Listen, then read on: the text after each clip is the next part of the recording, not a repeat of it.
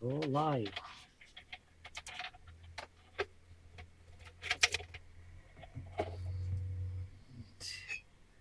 Vantırbırt. Sevgili Vantırbırt ailesi. Yayında mıyız acaba ya? Hiç bilmiyorum ki. Kendimi göremiyorum şu an. Bana hatırlat. Başlatabilir mi? 20.45 için planlanmış. Evet. 45'teyiz zaten. Oho. Bilgisayarın sesini kısman lazım. Evet, bilgisayarı kısacağım. Yoksa kendimiz duyacağız. Ben kafayı biraz yapayım mı? Tamam.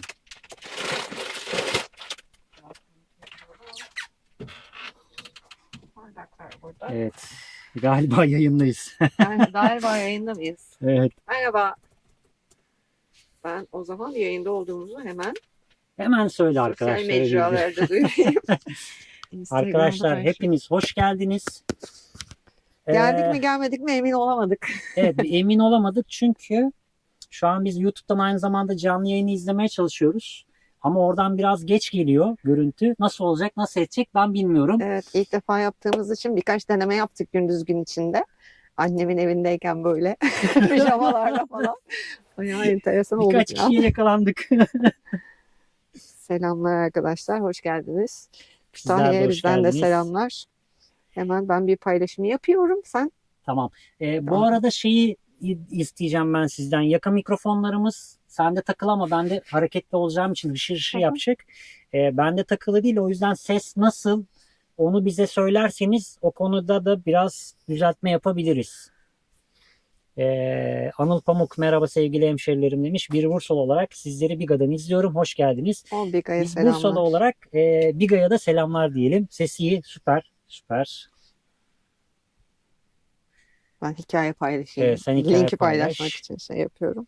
Evet güzel. Valla yayını açıldı daha 10 dakika olmadı. Yani 2 dakika falan oldu. Hı hı. 10 kişiyiz. Oo, yüzümüzü Bence- kara çıkarttınız. Teşekkür ederiz. Evet. Biz az önce şey konuşuyorduk. Kimse gelmiyormuş böyle kendi kendimize konuşuyormuşuz falan diye. Çünkü ya hafta sonu malum insanların işleri olabilir. Bir de biz videoda duyurduk ama internete falan duyurmaya çok vaktimiz olmadı. Hala hastayız. Sesimizden Evet. belli oluyor mu bilmiyorum. Geçen haftaki kadar olmasak da hala hastayız. Paylaşımlarda yapmayı unuttuk. Bugün paylaştım ben akşam Ya, üzeri evet. sadece. Ama YouTube takipçilerimiz anlaşılan o ki merakla bekliyorlarmış. Evet, bir hafta önceki yayınımızdan kaynaklı olarak hepsi zilleri açmış ve yayını bekliyorlar. Hepinize bu yüzden çok çok teşekkür ederim. Ses güzelmiş bu arada. Süper Evet, süper. diyorlar. Gayet iyi. O zaman çok sevindik. Burdur'dan selamlar demiş Süreyya Hanım. Size de selamlar. Selamlar, sevgiler Burdur'a. Burdur'a Selamlar. Isparta'yı gezdikten sonra 2-3 defa gidip geldik Burdur'a. İşlerimiz Evet. vardı ya Max için Evet. Kovada'daki Hem köpek şikayet için saldırısından gittik sonra. Burdur'a. Evet, Burdur'da şey gezmeye gittik. Neydi o? Cimer'e gittik Burdur'da. Burdur Belediyesi'nde Cimer'i ziyarete gittik. Evet, birazcık öyle oldu Burdur Evet. bizim için ama 3-4 defa geçtik galiba. Isparta'dan Burdur'a gittik, geri döndük, tekrar Evet, evet. gittik gezmek için. Şeye, Evet, Eğirdir hikayeyi Görütü'ne paylaşıyorum. gitmek için bir geçtik. Alttan yukarıya döndük. Evet. Sonra bir daha geri döndük. Burdur'un içinde bayağı döndük, Bayağı dolandık. gezdik oralarda. Hemen. Ya sormayın, Bursa geçtiğimiz hafta 1 ve -1 derecelerdeydi. Evet, Kar dün gece yağışından -1'di. dolayı. Evet. Bugün de yine çok çok soğuk. Almanya'dan selamlar. Selamlar sevgiler Almanya'ya. Bu arada Almanya'dan çok fazla takipçimiz var. Evet. Hepsine çok teşekkür ediyoruz. Hava çok kötü ama ikimiz de ki ben hani beni az çok tanıdığınız ilaç kullanmayı sevmeyen ben bile bir ilaç müptelası oldum şu dönemde. Evet. Çünkü 3. günden sonra zorla Tolga'ya ilaç içirmek zorunda kaldık. Çünkü gerçekten geçmeyen bir hastalık. Kiminle konuştuysak, kiminden duyduysak herkes hasta ve böyle tekrarlayan bir hastalık. Neyse bayağı toparladık kendimizi ama. Süreyya Bey olacakmış. Çok özür dilerim. Çok pardon. Süreyya Bey. Unisex isimler bazen karışabiliyor Ya, maalesef. neden öyle söyledim onu da söyleyeyim. Bizim eski çalıştığımız iş yerimizdeki muhasebe Patronumuz. müdürü Süreyya Hanım'dı. O yüzden kusurumuza Evet. bakmayın. İsimler haklısınız. Yanıltıcı olabiliyor. Kusurumuza bakmayın. Bu arada 26 kişi olmuşuz. Oo maşallah. 25'e düştü. Biri gitti. Kalan sağlar bizim. Diğer Neredesiniz şu an? Neredeyiz şu anda? Şu anda Mudanya'dayız. Mudanya Güzelyalı'dayız. sahilindeyiz. Güzelyalı tarafındayız. Ee, Gülden'in annesinin evinin önündeyiz. Valla çıkın çıkın gelin demek isterdim ama hava çok soğuk, hiçbir yere çıkmayın. Kesinlikle. Bir de bu Çok sahilin esiyor. bulunduğumuz kesimi çok fazla esiyor. Burası bir boğaz gibi. İnanılmaz esiyor. O yüzden çıkın gelmeyin sakın. Gerçekten çok soğuk. İyisiniz, sağlıklı gördük demiş Hakan Bey. Çok şükür. Evet, iyiyiz artık. Ben takribi 13 gün oldu mu? 14 durum yaşıyorum. Ya. Acaba dedim, yok Hakan Bey dedim biraz önce de, Anıl Hanım'a da bey mi dedim, acaba öyle bir pot mu kırdım? Bugün benim pot kırma günüm. Canlı yayında inanılmaz potlar Biz kırıyorum. bugün ilk defa canlı yayın yaptığımız için birazcık da heyecanlıyız, kusura bakmayın. Aşırı. Böyle şey falan oldu. Ne konuşacağız ki? Vallahi. Ne diyeceğiz ki falan oldu Ya, ya. Şöyle. Bir de bir hazırlık aşaması olunca böyle ekstra bir heyecan oldu Evet tabii ya, burada. gün içinde bir yayın denemesi yapalım dedik telefondan. Telefondan GoPro'ya bağlanıyoruz ve ben sizi bilgisayardan izleyip oradan yorumları görüyorum. Düzce'den Sedat Bey, Sedat Alkan, Bey ya da bayan demeyeceğim artık, kusura bakmayın. Düzce'den Sedat Alkan, size de selamlar, teşekkürler, iyi yayınlar demiş. Teşekkür ederiz. Ben çok karışıyorum. O yüzden beni sen toparlayacaksın bugün. Çünkü hem yorumlara cevap vermek istiyorum hem sohbet etmek istiyorum. Okumak istiyorum. Ya biz biliyorsunuz konuşmayı çok seviyoruz. Kamera karşısında özellikle ben bir başladım mı duramıyorum. Doğal olarak da Gülden beni bazen frenlemesi gerekiyor. Ama bazen o da beni frenliyor. Ve... Konu konuyu açıyor, yürüyor gidiyoruz. Ne kadar yayın yapacağız diye konuştuk. Dedim bir saat aşmayalım yani. Videolarda olduğu gibi. Videolar 40 dakika, 50 Evet. dakika civarında. Ama şöyle bir durum var. Şu anda kameranın şarjına bağlıyız tamamen. Evet. Kameranın yedek bataryası var ama ilk defa canlı yayın yaptığımız için bilmiyoruz ki onu değiştirebilecek miyiz bu esnada. Ne olacak bilmiyoruz yani. Anıl Pamuk Tolga'nın köyü neresiydi demiş. Eğerce Mesudiye köyü, Mesudiye'nin Ayazma köyü diye Bölgesi. geçiyor. Yani birkaç ismi var oranın da, çok karışıyor ortalık. Eğerce sahilinden devam ediyorsunuz ileriye doğru. Eğerce'yi bilmeyenler de olabilir. Eşkel'i daha çok bilenler oluyor. Eşkel, Eğerce Eşkel, diye Eğerce, Karacabey'e doğru Mesudiye devam diye ediyor. devam ediyor. Bilenler için söyleyeyim. Eğerce sahilden direkt sahil şeridinden devam ediyorsunuz. Yolun sonunda zaten büyük bir cep var, otopark gibi. Orada da konaklayabilirsiniz. Oraya gelmeden önce bir cami var. Caminin yanında konaklayabilirsiniz. Camiye gelmeden yaklaşık 200 metre öncesinde yine bir otopark var. Orada da konaklayabilirsiniz. Birkaç video önce orada bir video paylaşmıştık. Yolunu Evet. falan da çekmiştik galiba giderken, yanlış çekmiştik. hatırlamıyorsam.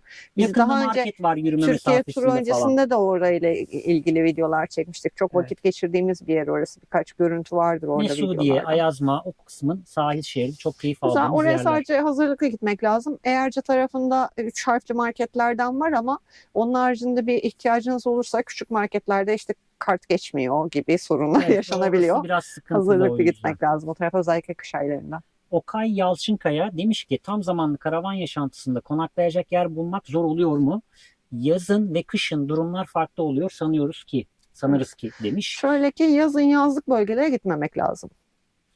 Özetle söylersek. Yani işte Akdeniz, Ege, ki bu sene öğrendiğimize göre Karadeniz de bu şeyden Evet. nasibini almış. Yazlık, turistik herhangi bir yere karavanla gitmemek lazım. Her yerde yasak, her yerden kovuluyorsunuz ki biz Amasra'ya bu yüzden giremedik. Evet. Yaz Ya. ortasıydı ve tatil başlamıştı vesaire gibi etkenler var.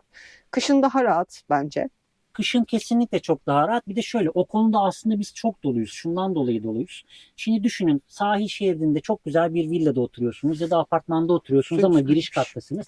Önünüzde de sadece tek bir yol var ve deniz.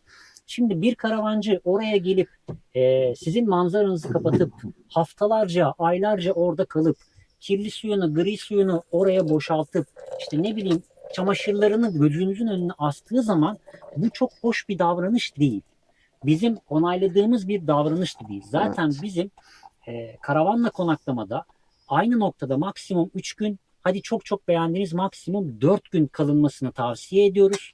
Tüm eşimize, dostumuza da aynı şeyi söylüyoruz.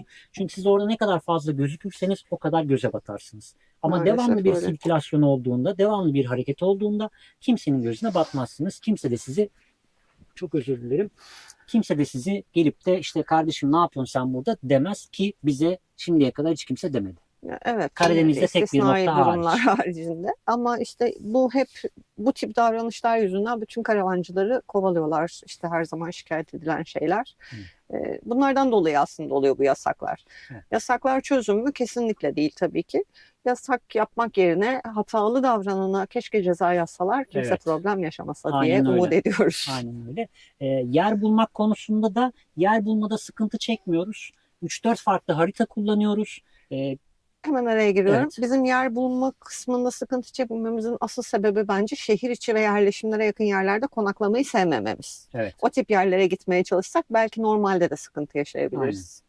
Devam edelim. Ama onun haricinde dediğim gibi Araya 3-4 gireyim. tane farklı harita kullandığımız için yer bulma ile ilgili problem yaşamadık şimdiye kadar. Evet. Çok nadirdir. O da hiç hatırlamıyorum ya. Yani bilemedim. Yani Belki yayının heyecanından da hatırlayamadım ama. Birazcık biz hep sessiz, sakin, doğal, güzel yerleri gördükten sonra bazı yerlerde ya buradan sonra daha güzel bir yer bulabiliriz diye hareket ede bulamadığımız yerler oluyor. Yoksa konaklamaya uygun olmayan yerler değil. Tayfun Yamanlar hoş geldiniz demiş. Merhaba, Çamlıca'dan hoş bulduk. kucak dolusu sevgiler. Siz de hoş Merhabalar, geldiniz. siz de hoş geldiniz. Kahveleri hazırlıyorum. Bardaklarınızı Hakan hazırlayın. Özer doğalsınız olsun süpersiniz takılmayın demiş. Hakan Tiyan'a hoş geldiniz güzel insanlar. Hoş Siz de hoş gördük. geldiniz yayınımıza. Süreyya demiş ki ben de karavancıyım. Sizleri devamlı izliyorum. Gayet güzel gidiyorsunuz. Adımdan dolayı her zaman karışık olabilir. Benim için sıkıntı yok. Sizleri seviyoruz. Çok teşekkür Teşekkür ederiz. ederiz. Sağ olun. Hakan Özer harikasınız. Doğal demiş. Rica ederiz. Çok Estağfurullah. teşekkürler. Bu arada 30 kişiyi geçtik. Oo. Ben bu kadar beklemiyordum açıkçası. Ne yalan söyleyeyim. Hep şimdi birçok takipçimiz hep canlı yayın özellikle Evet. YouTube takipçilerimiz. Çünkü bizim En başından beri çok isteyen oluyordu canlı yayın yapmamızı. YouTube'daki takipçi kitlemiz farklı olduğunu düşünüyoruz. Mesela Evet. Instagram'daki takipçi kitlemiz Facebook'taki takipçi hepiniz birbirinizden farklısınız Evet. gerçekten de. YouTube'da çok bambaşka bir takipçi kitlemiz var. Çok canlı yayın istediler. Yani son bir yıldır değil mi? Evet, Hemen evet. hemen. Tura çıkmadan önce de vardı. Ara ara teklifler geliyordu ama biz hep böyle yani hani Ya ben şeyi düşünüyordum. İşin özünü söyleyeyim ben size. Çünkü biz son bir yıldır işte YouTube bizde biraz hareket kazandı. Ya canlı yayın açacağız. 3 kişi gelecek. İşte eş dost gelecek sadece biz bize sohbet bir mi de ben edeceğiz? buradan eş dosta sitem etmek istiyorum hemen. Onları ben de Hemen istemiyorum. sitem etmek istiyorum. Siz üstünüze alınmayın sevgili arkadaşlar. Çünkü siz zaten isimlerinizden buradan yorum yazanların isimlerini hep her videoda görüyoruz ve artık böyle eş dostun haricinde siz bizim için farklı bir One Third ailesi kısmındasınız. Eş dost dediğimiz bizim normal gündelik hayatta, geçmiş hayatımızdan, karavandan önce tanıdığımız işte iş arkadaşlarımız, motosikletçi arkadaşlarımız ya da çocukluk arkadaşlarımız, hatta onları da katıyorum. Hiçbiri yok buralarda. Mesela olur böyle işte paylaşım yaptıklarında falan arkadaşlarımız var, böyle mesaj atarlar bize işte şunu beğensene falan filan, ama onlar bizim etrafımızda hiç yoklar. O Hiç yüzden yok. onlara sitem ediyoruz. Kırgınız, sitem ediyoruz. Bu arada hemen Siz cansınız lütfen. Levent Kelekçi iyi yayınlar canlar demiş. İyi Teşekkür yayınlar. ederiz. İzmir'den selam demiş Hakan Özer. Selamlar sevgiler İzmir'e güzel İzmir'e. selamlar. Okay Yalçınkaya biz hep kiraladık ama tam zamanlı karavan yaşantısına geçmeyi düşünüyoruz. Tek düşündüğümüz konu buydu. Kullandığınız haritalardan biri de Park Fortnite olabilir sanırım. Evet, Park Fortnite. Ama orada şuna dikkat edin. Eğer paylaşım yapan ve yorumlar Türkçe ise onları çok fazla kale almayın ve ya da ekstra araştırma yapın o bölgeyle ilgili. Ama yabancı yazılan yorumlara ve yabancı konumlara daha fazla güvenebilirsiniz. Biz onu fark ettik. Yabancılar burada. daha detaylı ve doğru bilgiler veriyorlar. Hemen kısaca bir özet örnek. Max'i sormuşlar. Max şu an tam olarak burada uyuyor. sobanın altında uyuyor. Kamerayı sabitlediğim için gösteremeyeceğim onu, kusuruma Birazdan bakmayın. kalkar zaten, şimdi adı geçti ya. Evet. Max paşa paşa uyuyor. Karavana gelince bir huzur buldu. Evet. Ya çocuk çok şey. Bizim hastalığımızdan da o da çok sıkıldı. Evden çıkamamaktan da sıkıldı. Karavana gidiyoruz diye böyle yapınca heyecanla geldiği gibi de bildiğin huzur buldu, yattı uyudu. Evet. Zaten karavana gidiyoruz deyince ya bizim şöyle bir şey var. Şimdi biz Bursa'ya geldiğimizde bizim kendimize ait kaldığımız bir ev yok. Annelerimizin evi var. Benim annemi yeni taşıdık ve taşındıkları sitede Allah'tan hayvan bakılmasına müsaade etmiyorlarmış. O yüzden biz oradan biraz kurtardık. Ama Vilde'nin annesi maalesef bizi bırakmıyor. Bir de bu aile işlerimiz maalesef henüz bitmedi. Tolga'nın annesinin evi taşındı çok şükür. Yerleşti bile hatta. Nalan Mesçe gelmiş. Merhabalar, hoş Nalan Hanım, geldiniz. merhabalar.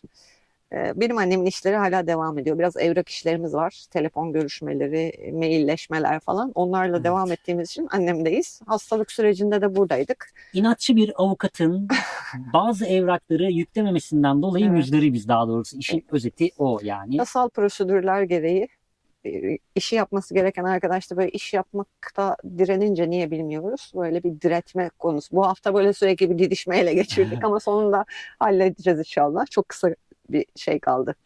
Ben bölüyorum, sen yine devam edersin. Çünkü yorumlara cevap görmüyorum vermek orayı, evet. istiyorum ben. Evet. AA gelmiş, ben de geldim. İzmir'den selamlar, Max'i de öpüyorum demiş. Size de selamlar, hoş geldiniz. Max birazdan horlamaya başlayarak kendini duyuracak size. Evet. Bu kadar adı geçti ve kalkmadı hala. O kadar derin uyuyor yani. Çok derin. Kahvemiz ne alemde? Kahvemiz demleniyor. Demlenmedi. Demleniyor. Ya bizim bir kahve şeyimiz vardı. İzlediniz mi birkaç video öncesinde? Çekim heyecanına kapılıp filtre kahveyi normal. Çekirdek kahveyi biz yapmaya bir Ya. seneden fazla oldu. Hatay civarındayken en son çekirdek kahvelerimizi tüketmiştik. Evet. Böyle ülkenin yarısını doğru geldik. Çekirdek kahve yapmaya unutmuşuz. Neyse bu sefer doğru yoldan gidiyorum. Bu arada merak ettiğiniz karavan hayatı ile ilgili sorular varsa onları da yöneltebilirsiniz. Böylelikle bize de sohbet konusu çıkmış olur. Evet. Karavan hayatı ile ilgili merak ettiğiniz, işte Türkiye kıyı ve sınır şeridi turu yaptık biliyorsunuz. 616 gün sürdü tur. Bu arada söyleyeyim hemen, 616 gün sürdü deyince bugün Facebook anılarda denk geldi. Sen Max'i gezdirirken söyledim ama gördün mü bilmiyorum. Biz bu aracı aldığımızda yani aracı Daha başlamamıştık. İş yerimizin ön tarafında duruyordu ve 5 yıl önce bugün kar yağmış ve ilk defa Wandsworth ismini ön cama yazmışız. Evet. 5 yıl olmuş Wandsworth arkadaşlar. ismini belirlemiştik. 5 yıl. 5 yıl olmuş valla. 4 yıldır içindeyiz zaten. 5 yıl. Evet. Dile kolay. 616 gün deyince yok ya dile kolay. 5 yıldır karavan. Yani 5 yıl şöyle ama yani 5 yıldır karavanda yaşamıyoruz. Biz 4 yıldır çünkü ilk 1 yıl pandeminin patladığı yıldı. Evet, İşteydik, biz karavanı yapamadık 1 yıl boyunca neredeyse, değil mi? İşten çıkma sürecimiz uzadı. Evet. 1 yıl kadar devam ettik. Zaten o arada 9 ay kadar falan, 9-10 ay. 9-10 ay sürdü. Öncesinde işte aracı almıştık. 2-3 ayda oradan var. Aracın yapımı, bizim işten ayrılmamız falan. Neredeyse bir sene sonra biz başladık aracı. Evet. Neredeyse değil, tam bir sene sonra başladık. Ocak'ta almıştık aracı. Bir sonraki sene Şubat ayında yapmaya başladık. İşten ayrıldık ve başladık. Necai G. Selam gençler demiş. Selamlar. Hakan Özer canlı yayına devam, çay kahve sohbet daha ne olsun demiş. Teşekkür ederiz. Teşekkür ederiz. Hakan Özer 1 yıldır izliyorum sizi. Sayenizde Türkiye turu yaptık. Teşekkürler. Biz de sizlerin sayesinde yaptık. Ev konforunda size Türkiye'yi gezdirdiğimiz için biz çok keyif aldık. Videoları çekerken de çok keyif aldık. Kesinlikle. Ben editlerken de çok keyif aldım. Oraları gördüğüm için de çok keyif aldım ve inşallah en kısa sürede tekrar o bölgeye gitmek istiyorum açıkçası. Aynen öyle. Bütün gezdiğimiz yerleri ve görmediğimiz yerleri de gezmek için şimdiden gün sayıyoruz. Evet. Hakan Tiana, doğal olduğunuz ve dürüst, samimi ve seviyeli paylaşımlarınız için teşekkür ederim. Sayenizde gezilerinize misafir oluyoruz. Değer verip izlediğiniz ve destek olduğunuz için biz teşekkür ederiz. Arkadaşlar ikiniz de çok iyisiniz. Bu sohbetleri bekliyoruz demiş. İnşallah canlı yayın bilmiyorum. Hani yapabiliriz arada. Çünkü en azından sistemi nispeten çözmüş olduk. Evet. Benim aklımda bu sisteme gelmeden önce çok farklı şeyler de vardı. Belki çok enteresan canlı yayınlarda yapabiliriz. Evet. O sana bahsettiğim sabahki konular. Şimdilik biraz böyle acemilikle beraber işte kamerayı nasıl kullanabiliriz, nasıl yine güzel görüntü elde edebiliriz. Çünkü bilgisayarın kamerası çok verimli olmayacaktır eminim. Bu görüntü kalitesinden sonra, gezdiğimiz güzel manzaraları gösterdiğimiz görüntü kalitelerinden sonra. Sen şimdilik böyle bir şey yaptık ama bakalım. Evet. Levent Kelekçi yurt dışı videoları gelir mi demiş. Gülden Hanım yurt dışı videoları gelecek mi? Gelecek ama şöyle bu asıl planladığımız Türkiye turu, yani biz bu kıyı ve sınır şeridini dönmeden önce de aslında Türkiye'nin tamamını gezmek istiyorduk ama o öyle bir ön adım olmuş oldu. Sınır hattını gezdik. Şimdi gezip görmediğimiz çok fazla yer var. İç Anadolu'ya hiç girmedik. Evet. İç bölgeleri hiç gezmedik İç Anadolu'nun haricinde. Yani haritamızda daha bir sürü işaretlenmiş yer var. Ondan sonra yurt dışı istiyoruz ama tabii zaman ne gösterir, belki daha erken olur. Şimdi hep o annemin evrak işleri vesaire diyoruz. Benim ailem normalde yurt dışında yaşıyor. Amerika'da yaşıyorlar. Annem de oraya gidecek. Belki Amerika'dan mı ediyorlar?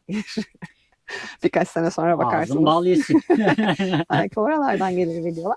Yani ama hep öncelik Türkiye'yi gezmek istiyoruz tabii ki. Evet. Gezip görmek istediğimiz çok fazla yer var. Sonrasında durum neyi gösterir? Belki ilk önce sınır ülkeleri gezeriz. Belki.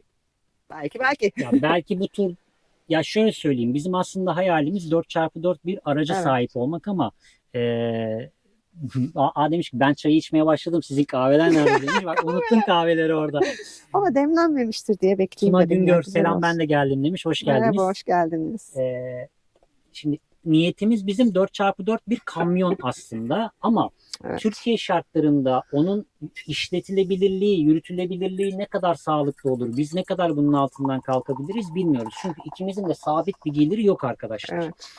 Evet. İşte makrame satarak geçimimizi sağlamaya çalışıyoruz. YouTube ufaktan yaklaşık 1,5-2 yıldır bize bir katkı sağlıyor. 1,5 yıl oldu.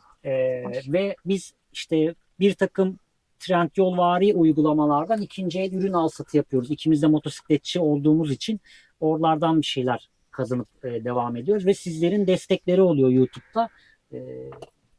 Onlarla devam ediyor aslında.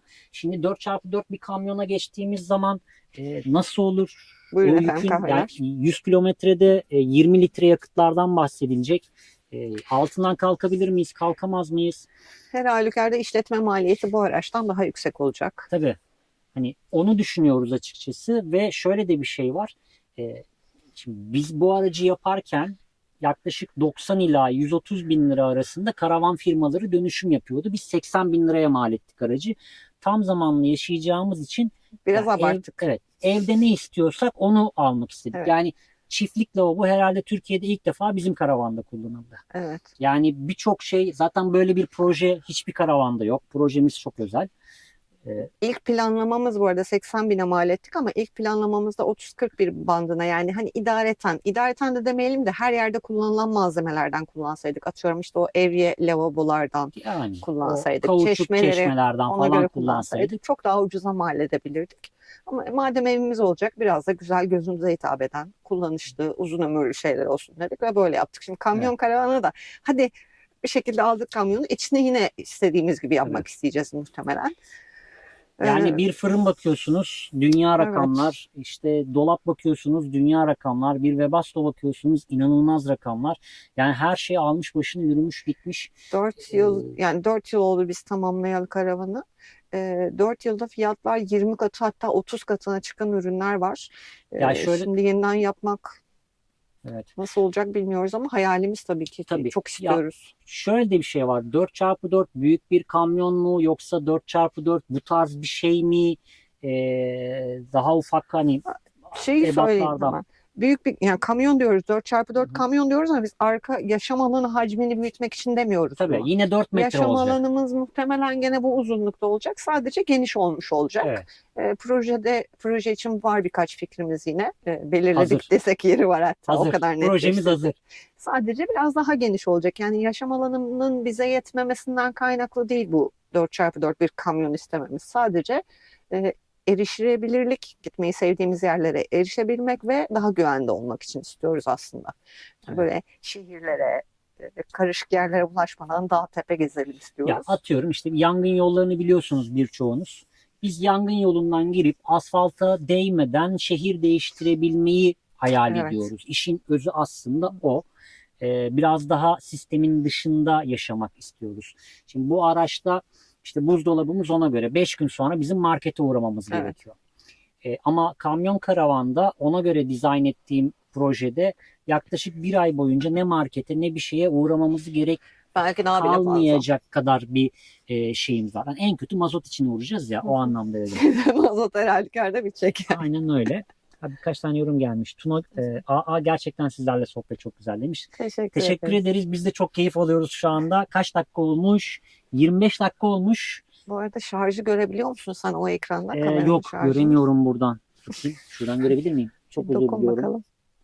Tamam, süper. şarjınız var. Sıkıntı yok, şarjınız var. Yandınız o gece. Bakın 24 dakika olmuş bu arada. 24 dakika olmuş. Çok keyif alarak devam ediyor. Evet. Gerçekten biz de çok keyif alıyoruz. Tuna Güngör, sizi samimiyetiniz, doğallığınız, çağdaşlığınız, hayvan sevginiz, daha birçok özelliğiniz için seviyorum ama şimdi heyecanlıyım ve ben de tecrübesizim demiş. Çok teşekkür ederiz. Ne diyeceğimizi bilemedim şu anda ben. Hakan Tiyan'a sizin turunuz sayesinde şunu öğrendim. Belediyeler ya da il yönetimleri karavan turizmi konusunda gerek bilgilendirme, yönlendirme, yönetme konusunda çok ama çok yetersiz. Kesinlikle öyle. Maalesef öyle. Tarihimiz çok zengin. İnanılmaz zengin bir tarihimiz var. Ve bu turda bizi en çok üzen noktalardan bir tanesi yabancıların bu tarihi bizden daha iyi biliyor oluşuydu. Evet. Aynen öyle. Bizim bilmediğimiz yerler birkaç konum gösterdiler bize. Bak şurada şu var, buraya mutlaka gidin diye ki bir Türk olarak benim bunu bir yabancıdan duymam çok beni kötü hissettirdi yani. Tarihi yerleri geçtim. O Ilıca, Dalyan'daki Ilıca'yı mesela o kadar internette araştırdık. Yani ben birkaç paylaşım görmüştüm ve merak ettim böyle yerleri. İnternette Ilıca olarak araştırdığınızda hiçbir şey bulamıyorsunuz. Kaplıcaları bulabiliyorsunuz. Özelleşmiş firmalar yani bunlar da. Bir yabancı karavancının şeyinde bulduk, sayfasında bulduk orayı. Birçok örneği var bunun gibi. Evet.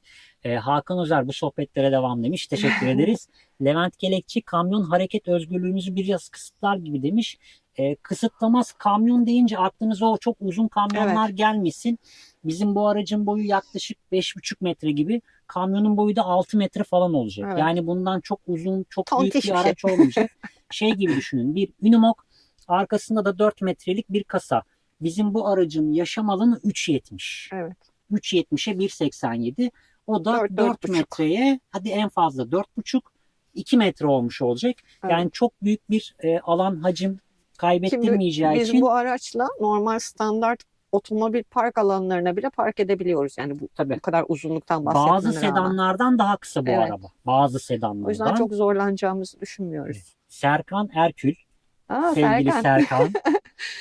Sitem ettiğimiz arkadaşlarımızdan biri kendisi. Abi selam, ben Kumla'da yer bakmaya başladım mı? Bence başlamışsındır Kumla'da. Evci seni.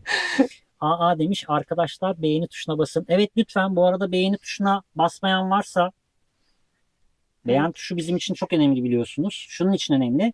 Siz beğen tuşuna bastığınızda ve yorum yazdığınızda algoritma bizi daha fazla insanın karşısına çıkartıyor. Böylelikle kanalımız daha fazla büyüyor. O yüzden lütfen beğen tuşuna basmayı ve yorum yapmayı unutmayın. Bu bizim için çok önemli. Mustafa Özcan, vallahi çok şahanesiniz. Teşekkür ederiz efendim. O sizin şahaneliğiniz. Hakan Özer, gece süper, teşekkürler. Biz teşekkür ederiz. Çok keyif alarak devam ediyoruz. Sohbetiniz demiş. Mustafa Özcan, ben dağlarda çadırda yaşıyorum. Mükemmel. Harika. Biz çok uzun yıllardır çadır kampı yaptık. Motosikletle. Evet. Çok uzun yıllar çadır kampı yaptık. Ve karavanda ilk sene aslında bu açıdan zorlandık. Çünkü biz motosiklet ve çadırla her konuma çok rahat ulaşabiliyorduk. Trafik düşünmüyorduk, park yeri düşünmüyorduk, gidebilir miyiz düşünmüyorduk. Motosikletle her yere gidebiliyorduk. Hatırlıyorsan ilk sene Datça'ya gittiğimizde motorla gittiğimiz bir yere gitmeye çalıştık. Bir dakika ya, nasıl yol böyle miydi falan olduk. Çünkü motorun o özgürlük kısmı bambaşka gerçekten. Kesinlikle ya, motosiklet yani çadır kampının özgürlüğü çok yani bambaşka bir şey. Karavan bambaşka bir şey ama çadır kampını özlüyor musunuz derseniz evet özlüyoruz. Çadırımız ve uyku tulumlarımız hala bagajda duruyor bizimle beraber. Henüz öyle bir çadır kampı yapamadık. Hep aklımızda var, uygun bir yer bulursak karavanı işte bırakalım gidelim, yürüyüş yapalım, peşine çadır kampı yapalım ama bakalım bu sene belki.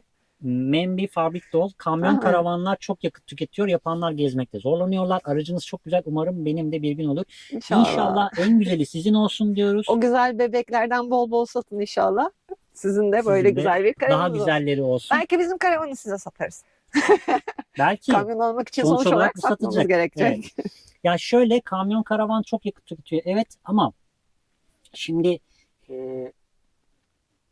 fenomenlere girmeyi hiç aklıma getirmemiştim ama yine gireceğim galiba. Çok girme oraya. Bazı fenomen arkadaşlar sadece video çekmek için evlerinin hemen arka bahçesine gidip videolarını çekip tekrar evlerine geri dönüyorlar. Yani video içerik üreticiliğiyle gezginlik bence ayrı bir kefede. Biz yani evet video üretiyoruz ama biz zaten gezmeyi sevdiğimiz için bu videoları üretebiliyoruz. Video çekmek için bir yerlere gitmiyoruz.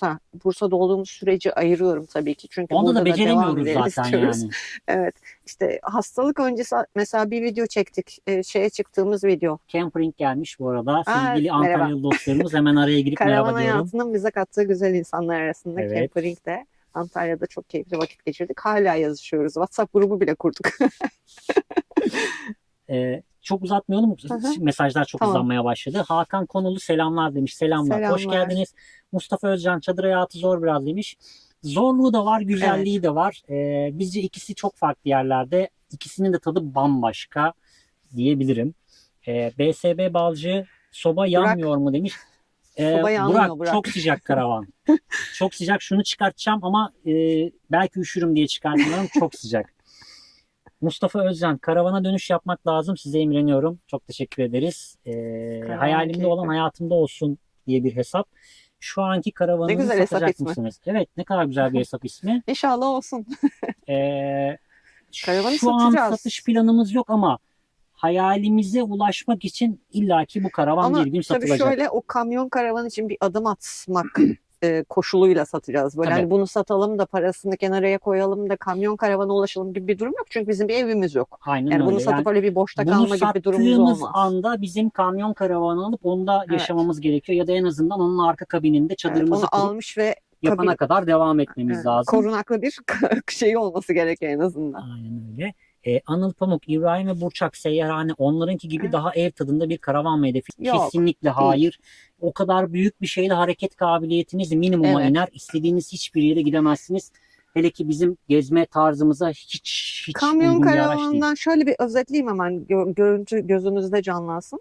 Yine arka kabin küçük, Hı hı. araç kısa, uzun değil, az önce bahsettiğimiz gibi, ve yüksek. Yani minimum şu yükseklikte falan olması lazım kabinin başlangıcını. Evet. Teker büyüklüğünü düşünün diye söylüyorum. Teker boyu gülden kadar Evet. falan olacak arkadaşlar. Yani öyle Yüksek büyük bir olsun araç. istiyoruz ki her yere girip çıkabilelim. Şey 4x4 gibi avantajı. 365 gün doğadayız Evet, gibi düşünün. onları- Yani o tarzda Yani konseptte bir Gözünüzde şeyler. o canlanabilir. Evet. Yani en yakın o olabilir. Membi inşallah demiş. İnşallah. Yani. Tuna Güngör ay bana cevap verdiniz. Çok mutlu oldum. Heyecanım daha da arttı demiş. Rica ederiz ne demek. Campering kalpler göndermiş. Biz Bizden de de size size kalp. bol bol kalp. Erol Bozok ya da bilemedim. Okuyamadım. Niye Iveco kamyonetten semi entegre düşünmüyorsunuz? Niye düşünmüyoruz? Çünkü çok büyük olacak ve biz 4x4 bir araç. Eğer olacaksa o. Yoksa olmayacaksa biz bu araçtan zaten çok memnunuz. Evet. Yani iç alan genişliğiyle hiç işimiz yok. O yüzden otobüs ya da o minibüs tarzı şeyler düşünmüyoruz. Bu arada 50 kişiye yaklaşmışız. Aa. Çok şaşırıyorum. Kafa nereye biz oraya. Bu da sevdiğim hesap isimlerinden Evet. biri. Güzel bir hesap ismi. Sohbet güzel oluyor. Yollarda görüşmek üzere demiş. İnşallah. İnşallah. Hakan Tiyan'a iletisini geri çekmiş. Yanlış Yanlış bir şey yazdı herhalde.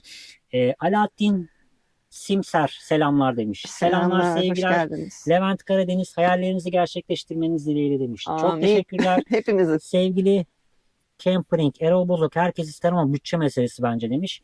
Ya bütçe meselesi şöyle. Erol Bey'in bahsettiği Iveco kamyonetler şase olarak yaklaşık 800 bin liraya falan var. 2015-2012 modelleri falan. Yani alınabilir, yapılabilir. Semi entegre kısmını biz kendimiz de yapabiliriz. Hani bir firmaya da vermemize gerek yok. Evet. Çünkü kaynak yapabiliyorum. Yani gözünüzde büyüttüğünüz kadar büyük şeyler değil açıkçası. Arkadaşlarımıza söylemek yardım etmiştik. gerekirse. O kısımları falan gördük o araçların, Ondan ama sonra- araç bize hitap etmiyor. Evet, araç tarz olarak. Şimdi Iveco'nun 4x4 bir aracı yine bize hitap edecek mi? Aslında çok aklımızdaki o değil. Az Size önce şunu şeyden söyleyebilirim. bahsettim ya, Seyyarhane'nin o aracın mesela kupayı geç, kafa ve şase kısmı var ya kamyonet. Alçak kalacak. Yani onu diyecektim. Mesela o şeyin üstüne bile başka bir şey oturtamayız. Çünkü bizim istediğimiz kadar yüksek değil şasesi. Evet. Çok alçak. Ya şöyle söyleyeyim. Mesela Iveco'nun o aracından ziyade Defender askeri araçlar vardır bilirsiniz. Defender'ın üzerine bir araç üstü çadır alıp arka tarafını ona göre yapmak şahsen benim adıma daha mantıklı. Sen alanın küçüklüğünden dolayı çok şey yapmıyorsun Bu ama. ara sürekli bunu konuşuyoruz da. Evet, yani o daha mantıklı. Çünkü o zaman inanılmaz bir özgürlüğe sahip olacaksınız. Çünkü o araçla her yere gidin. Bayağı dağ tepe gezmek istiyoruz yani gerçekten. Yani toprak yol kısmını biliyorsunuz, takip edenler biliyordur daha doğrusu. Bu araçla bile biz nerelere giriyoruz ki işte dağ tepe dediğimde siz hayal edin nelerden bahsettiğimizi. Şimdi şöyle Yukarıya doğru. hemen yukarıya doğru kaçtı mesajlarımız. Hayalimde olan hayatımda olsun hesap ismi. Teşekkür ederim. Ben de bir gezgin adayı olarak bu ismi seçtim. Çok güzel güzel. bir isim. Tebrik ederiz. Anıl Pamuk okey demiş. 53 Seyide merhaba canlar demiş. Merhabalar, Merhabalar. sevgili Burak.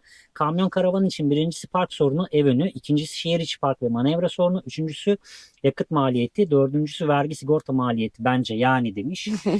Hemen cevap veriyorum Burak. Şehir içine girmiyoruz. Şehir içine girmiyoruz o arabayla. Şehir içi park ve manevra sorunumuz bu sebepten dolayı olmuyor. Hiç gerçekten şehir içine girmeyeceğiz. Üçüncüsü yakıt maliyeti. Yani bizim bu Türkiye'yi gezme kafasında gezilirse yakıt maliyetinin çok fazla zorlayacağını düşünmüyorum. Evet. PSA grubu araçların ortalama 10 litre yaktığını düşünürsek, bu araçların 20 litre yaktığını düşünürsek, size sunduğu özgürlük ve güven duygusunu, daha ulaşılabilirliği, yani daha istediğiniz konumlara ulaşabilirliği düşünürseniz, ki şöyle kısa bir örnek vereyim. 1 metre derinliğindeki suya stok haliyle girebilen bir araçtan bahsediyorsunuz. Dere geçişleri, yani Evet. şelale geçişlerinden geçin. PSA grubu bu tarz araçların hiçbiriyle yapamayacağınız şeyleri size verdiği için bence o yakıt performansı orada göz ardı edilebilir. Bir de mesela Şile taraflarında mıydı? Şile'ye gelmeden önce miydi? Bir orman yoluna girdik ya yanlışlıkla biz. Yok, İğneada tarafında. İğneada tarafında. Veya orman yoluna girdik ve geri dönüş yapabileceğimiz bir yer yok. Gece hava kararmak üzereydi. Gideceğimiz koylar vardı birkaç tane falan. Eğer kamyon karavanımız olsaydı bir yer vardı. Orada kalıp konaklayabilirdik diye çok konuştuk. Evet. Ama işte çevreyi göremiyoruz. Çok güvenli gelmedi bu araç için. Çünkü İnsanlardan camlar... yüksekte olduğunuz için ve tekerleklerinizi böyle bıçak sokup kolay kolay patlatamayacakları için o tarz araçların hani daha güven duygusundan. Cam açamamak kısmı, işte Evet. ışık gözükmesin şeyleri falan kamyonda daha güvenli geliyor. Arif Mesce iyi akşamlar demiş, iyi akşamlar yayınlar Arif demiş, Bey. hoş geldiniz. Rıdvan Kahraman Bursa'dan selamlar, hayırlı akşamlar demiş. Çok teşekkür İyi ediyoruz. akşamlar Sizlere de size hayırlı de. akşamlar. Bu arada yağmur başladı. Tuna Güngör, aklıma bir fikir geldi. Mesela bir çadır edinip bazen dağ tepesinde, bazen de deniz kenarında, yani oraya karavanla gidip 1-2 gün kamp yapabilirsiniz. Hem size hem bize güzel macera gibi olur. Var böyle Ya, bir fikrimiz var. Bu tür fikirlerimiz var. Geçen yaz bayağı niyetlendik ama bölgesel olarak çok mümkün değildi. Karadeniz Karavanı civarında. tek bırakma konusunda biraz sıkıntı, yani tereddüte düştük. Ondan dolayı bir de Max ve çadır kısmını düşünüyoruz Evet, açıkçası. Max çadırda kalmadı daha önce. Hiç kalmadı. O ufacık alanda ne yaparız, nasıl ederiz? O yüzden onu bir deneme turu yapacağız Evet. bakalım. Ama onun da videosunu çekeriz. Sizlere de Bir de aktarırız biraz neler tembelliğe yaşadık. bağladık herhalde karavanda rahat verince böyle. Normalde biz böyle hafta sonu için bile sadece çadır alıp giderdik bir yerlere.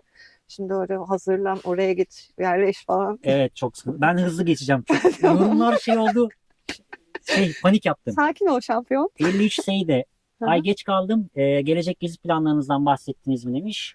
Çok bahsetmedik. Çok Bir bahsetmedik kısım ama bahsettik. Türkiye turu hedefimiz var. Şimdi işte şu aile işlerimizi, annemin evrak işlerini daha doğrusu halledelim. Onun evini taşıyalım, onu bir uçuralım Amerika'ya. Daha o gittiği gibi biz yola çıkacağız herhalde. Öyle gibi gözüküyor.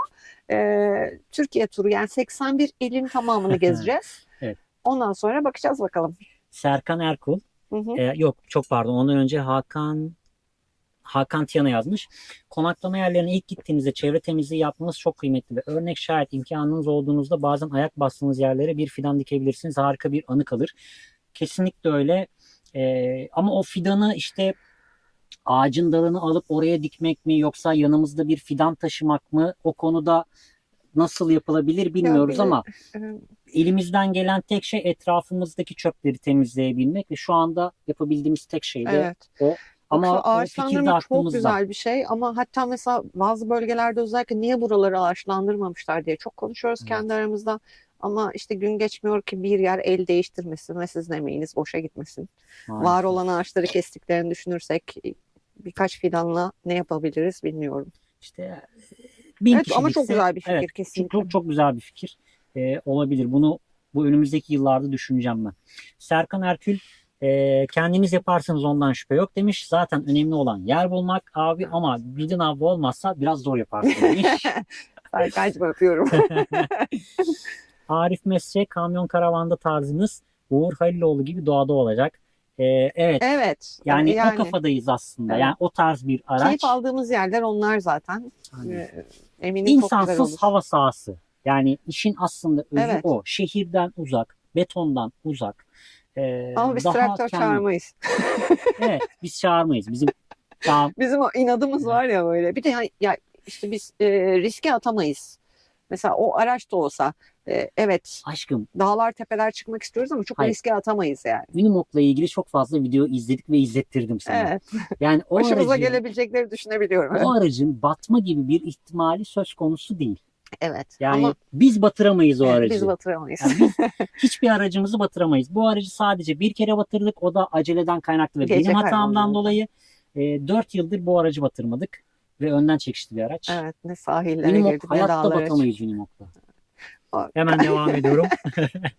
Şafak Köksal. Canlı yakalamışken saçlarım böyle güzel olmuş. Hep böyle kalsın. Çok teşekkür ederim. Tolga'nın Ara ara saçları geliyorlar bana. aşırı hızlı uzuyor. Biz karavanı yaparken yapım videolarına bir geri dönüp bakarsanız 3 numara saçları ve yapım aşamamız 90 gün sürdü sadece. 90 gün içinde 4 kere tıraş oldu Tolga 3 numaraya geri dönmek için.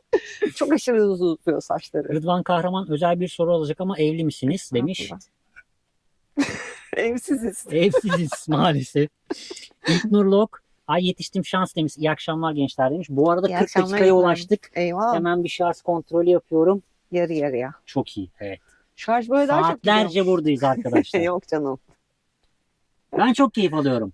Sevgili dostlarımız da muhtemelen keyif alıyorlar. Ki sohbet gayet iyi gidiyor. 60 Evet. kişiye ulaşmışız. Maşallah. Maşallah. Süper. Bayağı kalabalığız bak şimdi. Sevgili Burak Özgür. 4x4 kamyon karavanın çok fazla artısı var. Su, depolama alanları, Evet. keçi gibi tırmanması. Kesinlikle öyle.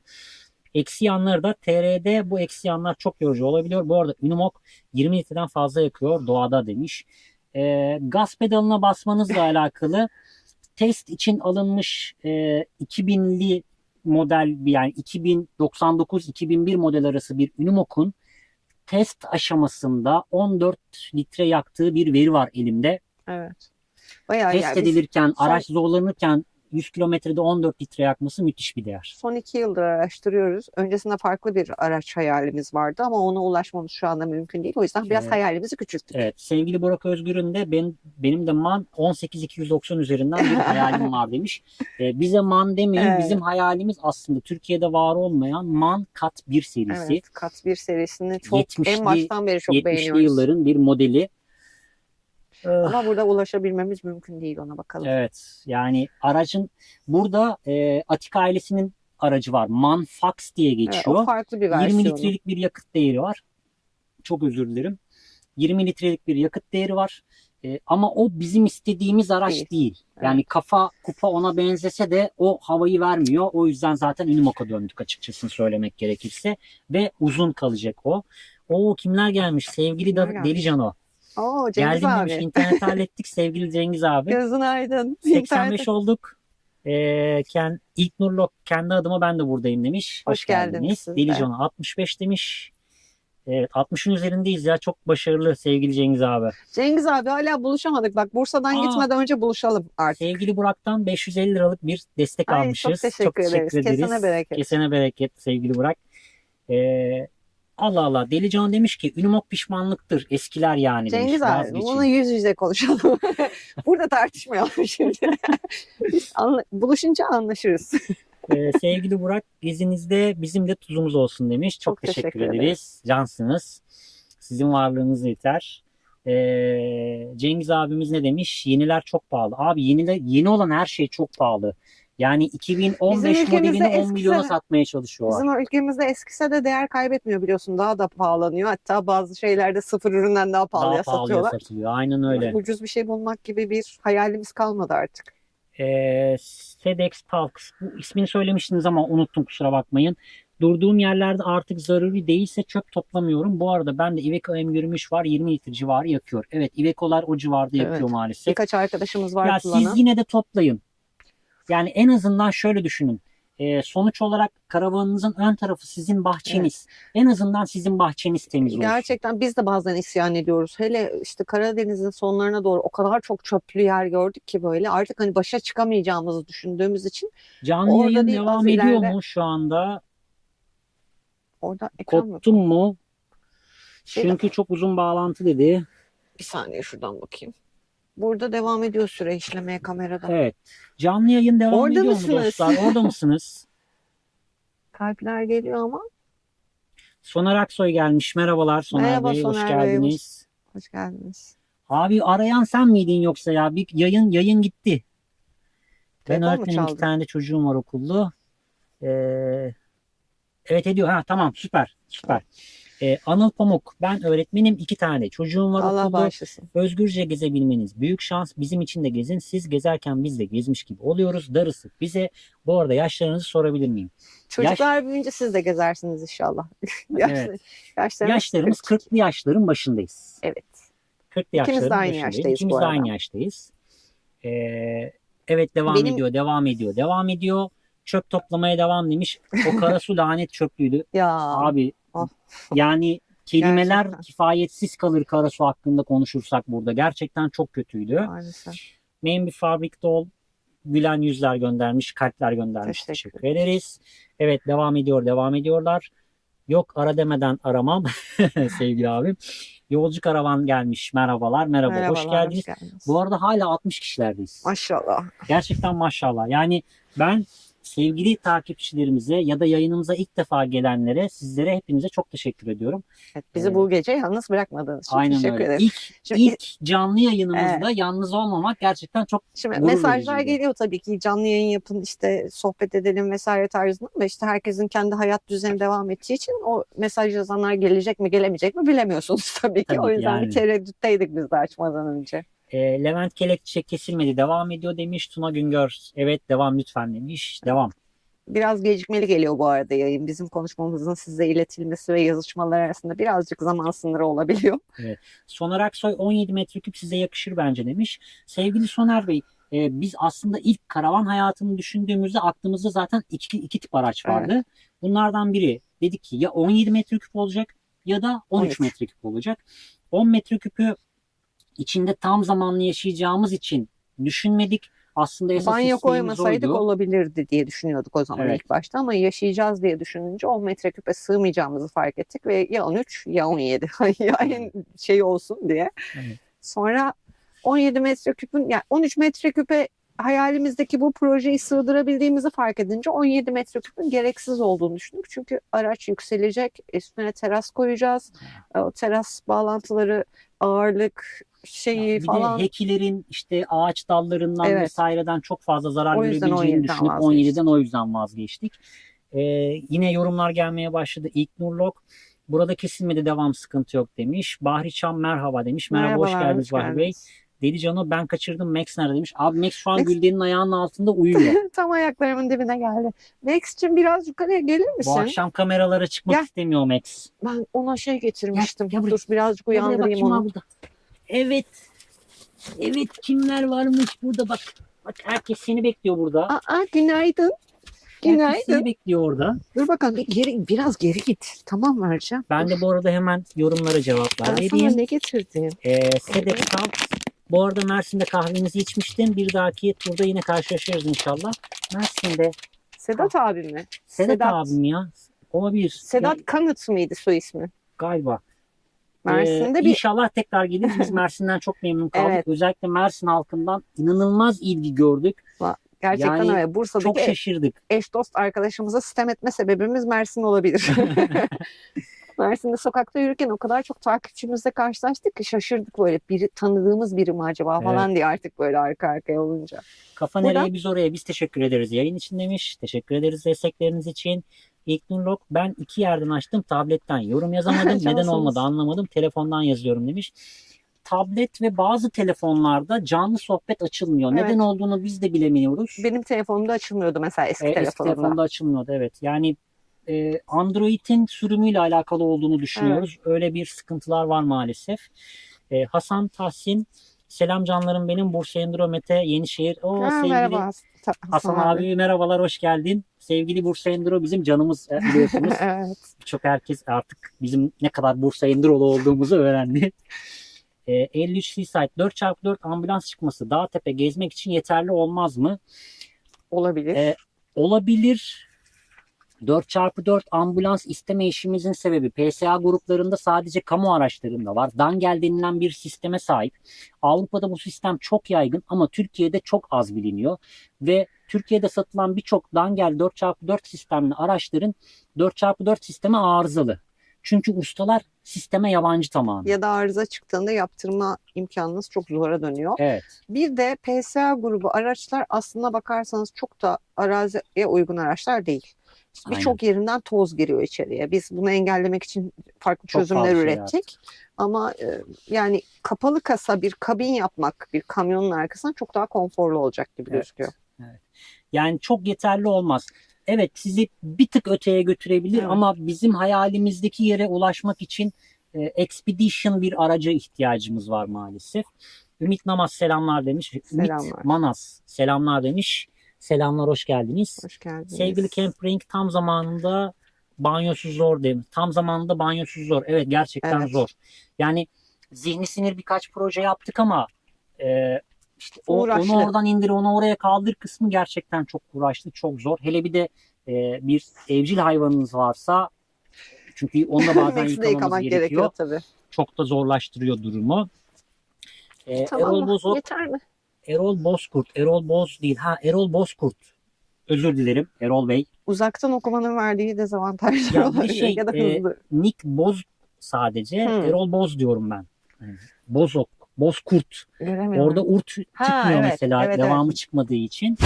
Rudo, merhaba muhteşem ikili, iyi yayınlar. Merhaba. Çok teşekkür ederiz. Hoş İki geldiniz. olur mu? Burada üçüncü muhteşem var. Asıl muhteşem burada değil mi Max? Tuna Güngör, Değil mi çöp Max? konusunda fikrinize saygı duydum. Evet, karavanın 4 tarafı sizin bahçeniz oluyor. Bu vesileyle doğaya saygınızı ifade ediyorsunuz. Evet, kesinlikle öyle. İlknur Tok, tablette görüntü var. iOS Android değil ama anlamadım. Ya biz de çok anlayamıyoruz bazı şeylerden. Mesela Hype diye bir uygulama var. Birçok takipçimiz bizim videolarımızda Hype puanı verebiliyor. Ama birçok takipçimiz de ekranlarında çıkmadığını o özelliğin söylüyor. çıkmadığını söylüyor. Ona da biz anlam veremediğimiz şeylerden bir tanesi. Sevgili Küçük Türel, selamlar güzel ikili, seviliyorsunuz Merhabalar, demiş. hoş Merhaba, geldiniz. hoş geldiniz. 53 Seaside Grand California var ama çok pahalı maalesef. Grand Volkswagen'in. California. Evet. Bursalı isimleri gelmedi aklıma. Evet. Tamam. Yeni aldılar ya. Evet. Ya evet. Ya çok Ama güzel yüksek şeyler var da. Çok Ama güzel yüksek şeyler değil. var da maalesef ülkemizde inanılmaz rakamlara gidiyor.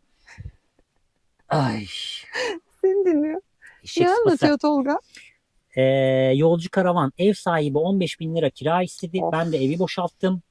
Karavana çıktım. Eşim gelmem dedi. Kızıma gitti. Çalış ver kirayı diyor. Ben emekliyim. Yaşım 59. Ne yapacağım bilmiyorum. Siz çok iyi anlaşıyorsunuz demiş. Allah yardımcınız Ya olsun. Allah yardımcınız öncelikle. olsun. Karavan hayatı ufak alan, aynı şeylerden zevk almak, aynı şeyleri beğenmek, aynı şeyleri paylaşmak gerçekten çok zor. Yani farklı duygular ve dar alanda şey yapamıyorsanız, ya birbirinize temas etmek bile bazen sıkıntı geliyorsa, karavan projenizi bir gözden geçirin derim ben. Çünkü bunda en önemli unsurlardan bir tanesi karavan projesi. Evet. Türkiye'de üretilen standart karavanların, iddialı konuşuyorum belki ama tam zamanlı yaşama uygun olduğunu düşünmüyorum. Uzun Kamp tatillerde yapılabilir. bile sıkıntı yaşıyor. Pek çok Evet. kişiyle karşılaştık. Böyle gezerken çok fazla karavancı ile karşılaştık. Sohbet etme imkanı bulduk. Çoğunluğu emeklilerden oluşan karavan gruplarında ya teyze şikayetçi ya amca şikayetçi. Çünkü rahat değiller içeride. Belli bir yaştan sonra ağrılar olmaya başlıyor. İşte Tabii. ilaç kullanımı vesaire ve tahammül seviyesi de değişiyor sanırım Evet. birazcık. Bizim avantajımız, biz ikimiz de hep aynı şeylerden keyif alıyorduk. İkimiz de motosiklet tutkunuyduk. İşimiz aynıydı. İşte Kamp yıllardır sevdamız kamp aynıydı. sevdamız aynı şekilde ve ona rağmen karavanı planlarken hep konuştuk. Yapabilir miyiz acaba? Bir deneyelim mi önce acaba? Yapabilir miyiz? Olur mu? Yaşayabilir miyiz? Kısmında da çok fazla zihnen adapte olduk aslında Evet. ikimiz de ve ikimiz de istediğimiz için buna bu kadar kolay adapte olduk. Aynen İşte öyle. birimizden birinin bir çekincesi bile olsa bu kadar uzun süreli bir şey Tabii, olmazdı. yapamazdık 4 muhtemelen. yıldır. Yani orada şöyle söyleyeyim. Belki bir tık daha büyük bir karavan, biraz daha ev konforunda, ne bileyim. Kendilerine özel alanlara ayırabilecekleri Evet. büyüklükte belki de. Iveco'nun M29'lar. Evet. Ama standart karavan projesi olmayan, bakın çok özür dilerim. Kahve biraz şey yaptı. Şişirdi mi? Şişirdi. Standart karavan projesiyle yine mutlu olamazsınız. İşte bazen ayrı kalmanız gerekebilir. Ne bileyim, biriniz salonda, biriniz yatak odasında kalmanız gerekebilir. Görmemeniz lazım birbirlerini. Yani projeyi siz kendiniz tasarlarsanız, standartların içinde kalmazsanız olabilitesi Aslında hep iki tekerciyiz ama geçtiğimiz günlerde buna doğru mail etmeye başladık. Çünkü Ya, Max var. evet, Max var. Max'le Max'i bırakıp motosiklete motosikletle binemiyoruz. gezme fikri çok bize sıcak gelmiyor. Bir de bir Unimog karavancı Avrupa seyahatini yaparken iki motosiklet taşıyorlardı. Evet. İkiliden bir tanesi düşüp bileğini ciddi anlamda kırdı. Tur yarıda kaldı. İşte Almanya'ya geri döndüler. Hastane ve sonrasında ATV aldılar. Onların o macerasından sonra bize de ATV sıcak geldi açıkçası. Aynen. Hem Max Max'i de taşıma konusunda bindirebiliriz. çok daha rahat Uzun geziler olabilir. yapabiliriz. Evet. Sedat Kanıt, benim adımı söyleyin. Sedat abi, evet. Benim adımı söyleyince ben de katılayım dedim. Sizlere özendim. 15 metreküp karavan aldım. Evimi de Bursa Gemli'ye taşıdım. Selamlar demiş. Abi Hoş süpersin. geldin Bursa'ya. Hoş geldin Bursa'mıza. Bu arada mesajlar çoğalmış. Ben hemen biraz mesajları okuyayım. Tamam. Blue Ice 2014 selam dostlar. Yeni yolculuk Selamlar. ne zaman size göre rota oluşturup yola koyulacağız. Valla inşallah en kısa sürede ama spontane olacak. Ya süre Nereye gideceğimiz belirtemiyoruz. hakkında hiçbir bilgimiz yok. Evet, Hiç başlayacağız. Nereye gideceğiz hiçbir fikrimiz yok. Sedix Talks. Bu arada yayın var, tamam. Karavanda çamaşır makinesi konusunda 2 senedir kararsızım demiş. Tam otomatik çamaşır makinesi var. Tolga'yı gönderelim size. Karavanda dert etmediğimiz tek şey aslında çamaşır yıkamak. Üstünüzdeki kıyafeti hemen yıkarsınız, asarsınız, kurur gider.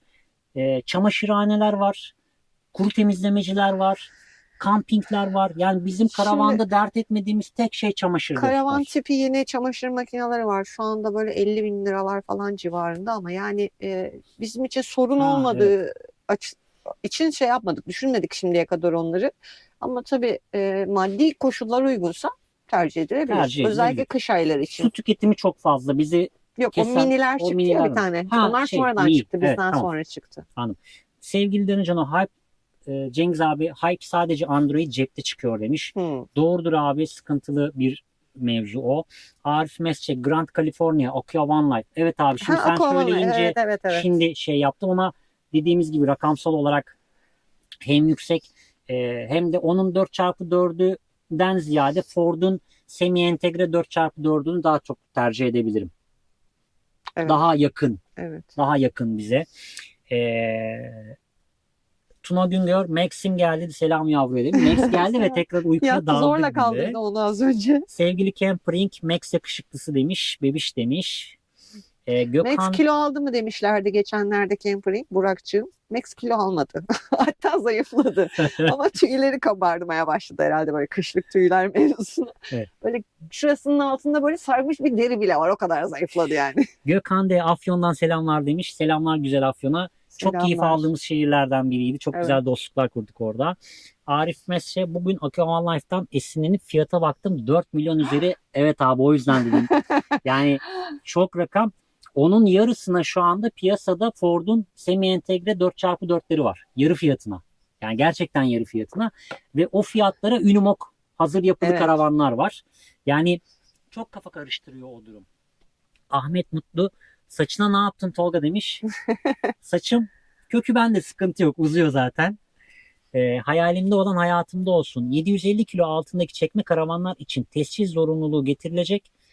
Tescil zorunluluğu getirecek ve bu karavanların her yıl muayeneden geçmesi gerekecek. Bu konuyla ilgili ne düşünüyorsunuz?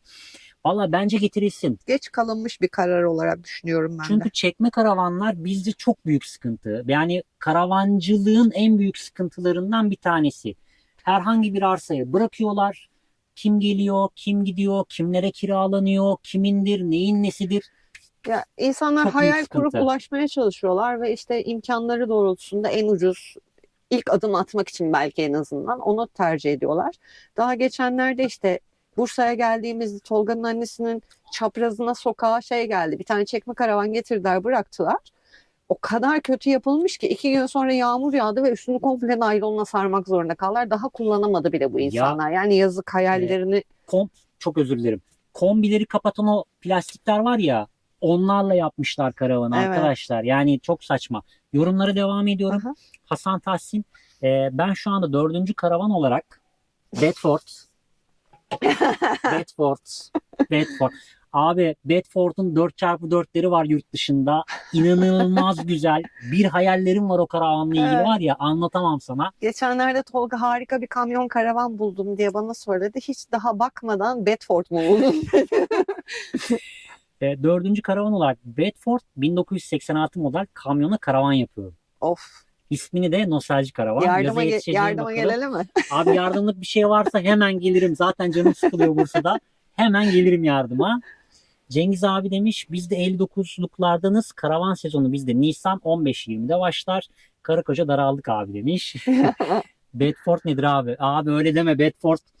Onun o kupa kısmı o kadar güzel ki. Evet, Çok güzel, şirin çok. bir Ben yapısı sana var. atarım, bir iki tane var, fotoğraf atarım onları sana. Sonra bir egzoz sesi var. 78'leri görmüşüz bu arada, ben kaçırdım oraları. Ha, Deli Cano sizin internet pert oldu. Abi yani normaldir. Yayın çok hareketli. Bence ondan kasıyor. Sizin sayenizde kasıyor. Hakan Özer çoğalıyoruz. 100'e yaklaştık demiş. Maşallah. İnşallah. Gültekin evet Gültekin Beylikdüzü'nden selamlar demiş. Selamlar, Aleykümselam. sevgiler Beylikdüzü'ne. Bu arada mesajları hafiflettim. Hı hı. Engin Genişel iyi akşamlar. Eskişehir'den İyi selamlar. akşamlar. Ben de 2023 Ford Transit 350E Van ile karavana devam. Bu hafta Eskişehir Kamp Karavan Fuarı var. Bilginize selamlar. Kamp karavan fuarlarına çok katılmayı Evet. yapmıyoruz. Yani katılamıyoruz. Biz o kalabalığı çok sevemiyoruz. Ben biraz stres oluyorum kalabalıktan. Evet. Yani bir de biz motosiklet işinden daha doğrusu festivallere ve bu tip organizasyonlarda çalışıp aşırı stres yüklenme duygusuna o kadar şey olmuşuz ki böyle festival deyince bize böyle bir Afakanlar gibi basıyor beni. yorgunluk, kalabalık o anlar geliyor herhalde. Yani evet, gitmek belki güzel olabilir ama zaten bir ihtiyacımız yok. Bir şey almak, ya da böyle bir şey gösterelim gibi. Evet. Hani işte o fenomen dediğimiz arkadaşlar kendi araçlarını gösteriyorlar. Çünkü firmalar aracılığıyla yapmış oluyorlar genelde ve firmalar davet ediyorlar onları. Bizim öyle arkamızda bir firma yoktu. Biz kendi kendimize yaptık. O yüzden bizi kimse öyle yerlere davet etmiyor.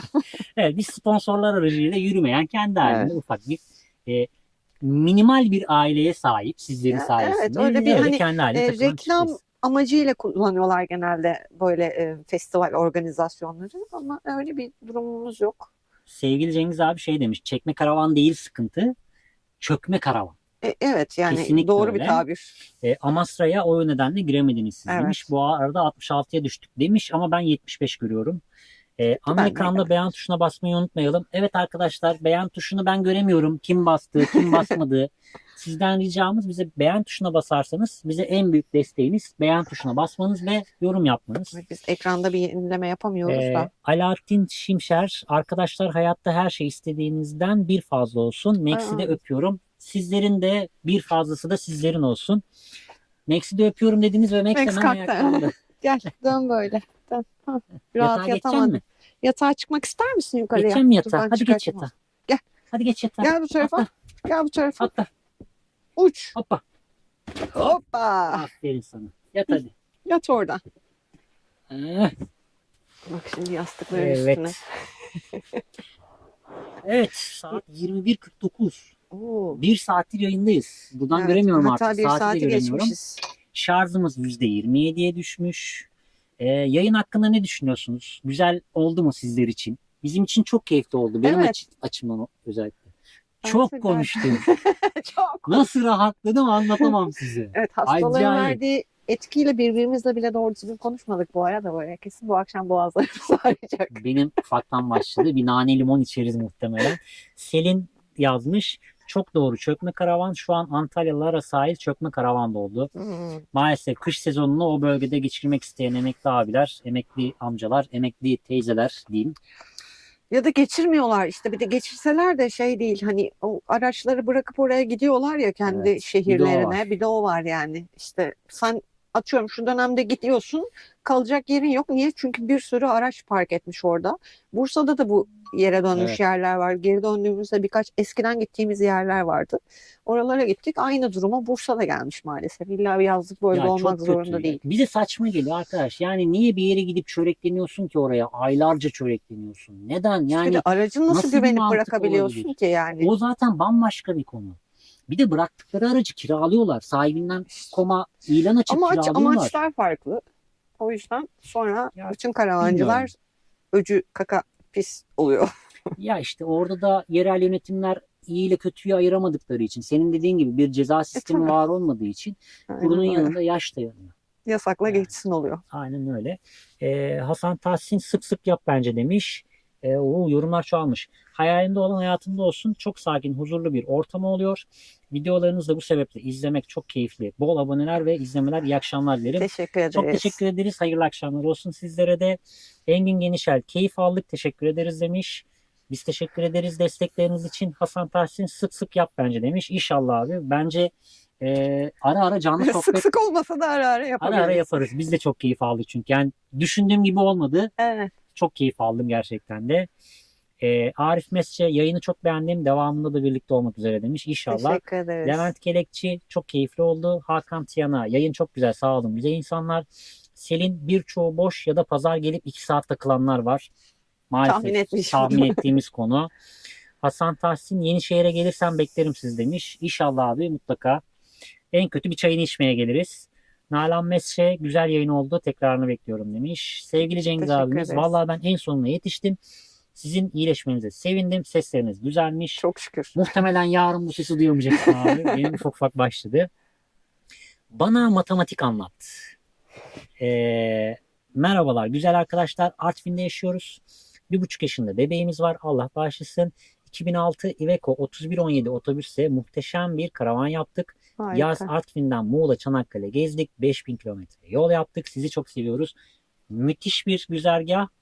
Artvin'de çok keyif aldık. Her ne kadar Ben hemen şunu hatırlıyorum. Biz Artvin'den ayrıldıktan sonra bize mesaj atmıştınız siz, değil mi?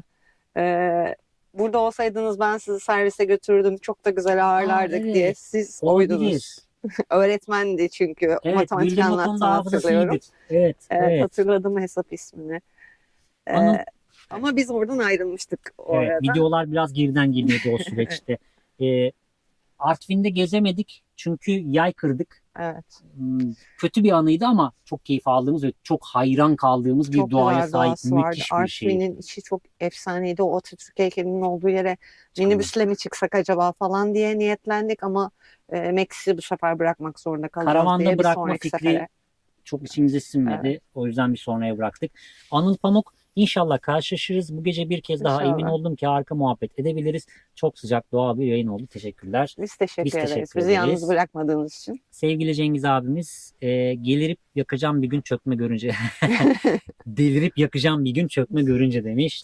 Abi herkes o konuda gerçekten. Hasan Tahsin, gelirseniz Bedford'u görürsünüz demiş. Geliriz. Abi geliriz. Bedford'u Zaten görmek için Yenişehir geliriz. tarafında bir iki lokasyon belirledik video çekmek için. Evet, O tarafa doğru gelince haberleşiriz. haberleşiriz mutlaka.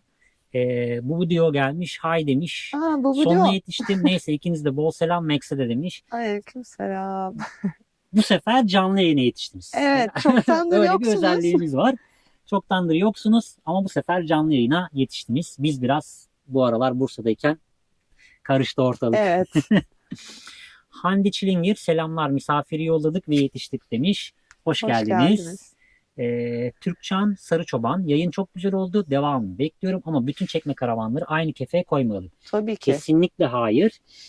Çekme karavan çökme karavan anlamına gelmiyor. Gerçekten layıkıyla çekme karavanla gezen çok fazla tanıdığımız var. Kesinlikle. Çok fazla tanıdığımız var. Bizim söylediğimizi motokaravanlar da yapıyor. Hani sadece çekme karavanı bırakıp gitmiyorlar. Evet. Adam motokaravanını bırakıyor. Şehrine geri dönüyor. Yani şöyle söyleyeyim. Otobüste de var. İzmir'e tabii otobüsünü Yani ya da o hani motokaravanını bırakmış. Adam Karavancı Ankara'da diyelim yaşıyor. genel olarak ama çekme karavanı bırakıp gitmeleri daha kolay olduğu için sanırım daha sık görüyoruz bu kısmı ve ulaşılabilirlik düzeyinde daha fazlalar. Alım daha kolay Daha oluyor. makul fiyatlar alıyorlar ve belki de Evet. daha kolay gözden çıkarabiliyorlar diyeceğim. İşte plaka yok, ruhsat yok. İşte Belki de. Antalya civarında özellikle o Boğaçayı'na ilk gittiğimiz yıl gördüğümüz Evet. hepsi çekme karavanda. O yüzden çekme karavan diye ayırıyormuşuz gibi oldu ama tabii Yok ki. yok, yani o konuda bir ayrım yapmıyoruz ve özellikle şey de çok fazla. Hani normal karavanda çok fazla. Bu arada şarjımız %20. Evet, onu ayrı kefeye koymadık. Erol Bozkurt. Doğru söyledim.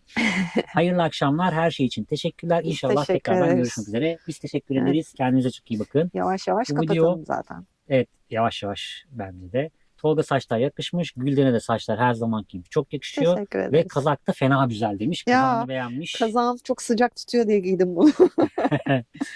Bana matematik anlat. Evet, size mesaj atmıştık. Ne kadar zeki, tatlı insanlarsınız ya, maşallah demiş. Keşke burada olsaydık, sizi gezdirirdik, evimize de misafir ederdik. Halen üzgünüz ama yine bekliyoruz dostlar. Bir dahaki sefere belki de başka yerlerde karşılaşırız. Atatürk anıtına çıkmamamızın sebebidir Artvin'e geri dönmemiz. Evet. Yani bazı şehirlerde bazı noktalara bilerek ve isteyerek gitmedik ki bahanemiz olsun ve o Atatürk anıtına mutlaka gidilecek ve biz mutlaka Artvin'e tekrardan geri geleceğiz. Aynen öyle. O zaman haberleşiriz. Evet. Tuna Güngör, bence çok güzel oldu. Ben teknik konulardan anlamıyorum. Diğer sohbetler güzeldi. Belki yaşım 70 olduğu için farklı keyifler alıyorum. Estağfurullah. Sizden ve gezilerinizden inşallah tekrarını yaşarız inşallah. İnşallah. Biz teşekkür ederiz. Selin bir şeyler yazdı ama bu mesajı okurken okuyamadım. Ona geri İkisine çektim. birden bakmaya çalıştım. Evet. Sevgili Cengiz abi, Kumyaka'da Ayazma'da plan yaparsanız 2 gün önceden haber verin, gelelim veya demiş. Cengiz abi, bu hafta çok soğuk havalar ya. Yani Abi, evet. şöyle, biz çok istiyoruz. Birçok sizin gibi görüşmek istediğimiz birçok arkadaşımız var Bursa'da bizden haber bekleyen, ama şimdi bir buluşma yapınca dışarıda vakit geçirmemiz lazım ve hala tamamen iyileşmediğimiz için buna henüz giremiyoruz. Yani, ama Bursa'dan gitmeden mutlaka bir buluşma yapalım. Geçen hafta bir kar kampına davet edildik ama hastalıklardan dolayı maalesef geri çevirmek zorunda kaldık onu. Amigurumi Sevinç Ulusoy merhaba demiş. Merhaba, hoş geldiniz. Selin, o boğa çayındakiler zaten Lara sahile gelenler. Ya işte. Aynı şeyler ya. Oradan kovuluyorlar, öteki tarafa gidiyorlar. Oradan oraya gidiyorlar. Cengiz abi, Kumyaka veya Ayazma'da plan yaparsan 2 gün önceden onu okumuştum Cengiz abi. Tam orada sildi. Hasan Tahsin, hoşçakalın canlar, görüşürüz. Hasan abi hoşçakal, görüşürüz. Çok teşekkür yeni ederiz. şehire gelince mutlaka uğrayacağız. O Bedford'u gerçekten görmek istiyorum. Çekeriz belki. Bir iki vida... İzin verirse çekeriz belki biraz. Belki güzel görüntüler. Olabilir. Selin, düzeltme yok, yanlış yazmıştım ve yine Lara yazmamışım. O yüzden demiş. Zeki Çilingir merhaba. Çok güzelsiniz, sizden çok şey öğreniyoruz. İnşallah bir yerlerde karşılaşırız. İnşallah. İnşallah. Türkiye çok ufak. Mutlaka bir yerde karşılaşırız. Bu arada sohbet ederiz. Şey demek istiyorum. Biz böyle bazen bir yerlerdeyken, farklı şehirlerde de çok yaşadık bunu. Karşılaşıyoruz ve işte uzaktan merhabalaşıp yanımızdan gidenler de oluyor ve sonradan işte biz gelmiştik yanınıza ama konuşamadık vesaire gibi mesajlar geliyor. Bizim yanımıza geldiğinizde bize söyleyin kim olduğunu. Zaten isminizi bile hatırlıyoruz çoğu zaman. Eğer mesaj yazıyorsanız ya da yorum yazıyorsanız sürekli. Çünkü bilemiyoruz yani, biz sizi görmediğimiz siz bizi için. tanıyorsunuz ama biz sizi tanımıyoruz. Ama böyle bir Kendinizi bize tanıtırsanız, hani işte ben filanca işte sohbet ediyorduk, canlı yayına çok katıldım, canlı sohbetinize çok katıldım derseniz hatırlarız ve o güzel sohbetimiz devam eder. Çünkü biz çok fazla insanla karşılaştığımız için ilk bir şey oluyor böyle, hani herkesle oturup sohbet edemiyoruz tabii ama bizden merhaba beklemeyin. Siz merhaba deyin önce lütfen bize. Levent Gelekçi, daha sık videolarınızı bekliyoruz. Arayı açmayın lütfen demiş. Geliyor artık. Geliyor. Haftada 2 video ile devam edeceğiz çok yakında. Bana matematik anlat. Bu arada ben matematik öğretmeni Gökhan Hoca. Eşim Gülşah Hoca, İngilizce öğretmeni. İngilizce öğretmeni bulduk. Artvin'de olmasam bile her karavancının her işini hallettiririm. Kalacak yer vesaire bana ulaşması yeterli. Çok teşekkür ederiz. Böyle bilgi paylaştıkça güzel olan diyen insanları daha bir fazla seviyoruz. Delican'ı anlıyorum Gülden demiş. Bana matematik anlat. Atatürk heykelinin yanında da kalabilirsin. Sadece büyük araçlar zor çıkarlar. Çıkamayını ben götürürüm demiş. Cansınız, çok teşekkür ederiz. Hande Çilingir, ayrı ayrı açtık. Bakın dersimizi almışız değil mi demiş. Ayrı ayrı açtık. Bakın dersimizi almışız değil mi? Teşekkür ederiz. Ben algılayamadım onu. Şeyime verin. Yorgunluğuma verin. Ayrı ayrı 2 farklı ekrandan açılmışız. Muhtemelen. Çok teşekkür ederiz. Cansınız. Şarjımız da %14'leri görmüşken biz bir saati de açtık sizden yani müsaade bayağı. isteyelim. Saati de 10 yapmışız. Bize bıraksanız biz çok konuşuruz daha. Şekila örnek ben. Çok keyifli bir akşamdı. Beklediğimizden, yani umduğumuzdan diyeyim, umduğumuzdan daha kalabalık ve daha yoğun geçti. Harikaydınız. Tolga heyecan yaptı bayağı. Eli kolu duramadı yerinde yetişmek için. Zeki Çilingir'in evet. Çilingir tabii ya. Ya kusura bakmayın. Kusura bakmayın lütfen. Zeki Çilingir eşimle birlikte. Çok teşekkür ederiz. Gülden'in de dediği gibi tahmin ettiğimizden ve beklediğimizden çok güzel bir yayındı. Sizin bu desteğinizi görmek ve o güzel mesajlarınızı okumak gerçekten inanılmaz derecede bize keyif verdi. Hastalığımızı gayet Evet. de iyileştirdi. Yani moralimiz yerine geldi diyebiliriz. Aynen öyle. Bir enerji İnanılmaz dolduk. keyif aldık. Odrin Family Edirne'den selamlar demiş. Hoş Bizden de geldiniz Edirne'ye sizler de. Bizden selamlar. de Edirne'ye selamlar. Hakan Tiyan'a misafir ettiniz, sağ olun. Hepinize sağlık ve huzur diliyorum demiş. Amin. Biz de size diliyoruz. Etrafta çok ciddi bir salgın söz konusu. Lütfen Evet. kendinize çok dikkat edin. Biz çok ağır geçirdik. İkimizin de ailesi, benim anne tarafı, kardeşim, ablam, yeğenler Evet. inanılmaz kötü geçirdiler. biz- Acillik oldular. Biz 4 yıldır yollardayken hiç böyle hastalanmadık. Evet. Yani hani belki bir gün yatmışızdır, o da böyle baş ağrısı vesaire gibi durumlarla, ama Bursa'ya geldiğimizden beri ikinciye yakalandık ve aynı hastalık Evet. aslında. Yani ilk başta da ben aynı şekilde olmuştum. Böyle bir değişik bir salgın var. İnfluenza mı diyorlar, bir şey diyorlar. İnfluans B mi diyorlar? Yani Covid'in Evet. bir farklı versiyonu arkadaşlar. Kas ağrısıyla birlikte başlıyor. Ateş, Eklem ağrısı kas ve ateş. ağrısı. Ben yıllardır ateşlendiğimi bilmem. Yani tekrar devam eden bir süreçti. O yüzden kendinize gerçekten dikkat edin. İlaçla da geçmiyor, ilaçsız da geçmiyor. Yani sadece dinleneceksiniz. Evet. Başka yapacak bir şeyiniz yok. Ne diyelim? Destekleriniz için çok teşekkür Teşekkür ederiz. ederiz. Bizi bu gece çok mutlu ettiniz. Yorumlarınızla, güzel mesajlarınızla, bize olan desteğinizi göstererek bize duyduğunuz ne denir ona? Yardım etmeyin ya. Bağlayamadın ki bir yere, Bağlayamadım. ben de kaldım böyle. Bağlayamadım. Yani bilmiyorum. Kapat Bize kapat diyor. varlığınızı kim diyor? Cengiz abi. Cengiz abi de kapat Ya kapat. Cengiz abimi direkt biliyorum kimin ne diyebileceğini artık. O kadar iyi tanıyoruz aranızdan Evet. bazıları. Bize varlığınızı hissettirdiğiniz için Evet. ayrıca teşekkür ederiz. Böyle kendi kendimize deli gibi konuşuyor olurduk akşam burada. O zaman bir Ay. sonraki videoda nerede olacağız bakalım. Biraz toparladık kendimizi. Yine gezebiliriz Evet, büyük evet, ihtimalle. gezeriz. Hava soğuk falan dedik ama gezeriz. Artık çok bunaldık çünkü. Bir yerlere gitmemiz lazım. Bakalım bir sonraki videoda nerede olacağız? Bizler de Bak, sizi seviyoruz. gözün yorumlara takılıyor. Ya hani cevaplamamak istemiyorum. Gelen yorumları da cevaplayayım istiyorum. Ama kapatamayız o zaman. Evet. O zaman sen kapat. Sen kafada dönecek değil mi? Doğru diyorsun. Hayır, sen kapat. Aa, Teşekkür ediyoruz. bize destekleriniz için çok teşekkürler. Kendinize çok iyi bakın. Bir sonraki videoda belki canlı yayında. Yok canım, arka arkaya yapma. Sen çok sevdin bu işi. Ben sevdim. Konuşabiliyorum çok rahat bir şekilde. Kendinize çok iyi bakın. Hoşça kalın. Hoşçakalın. Odrin Family Edirne'yi es geçtiniz. Ne zaman çıkıyoruz yolları bekliyoruz.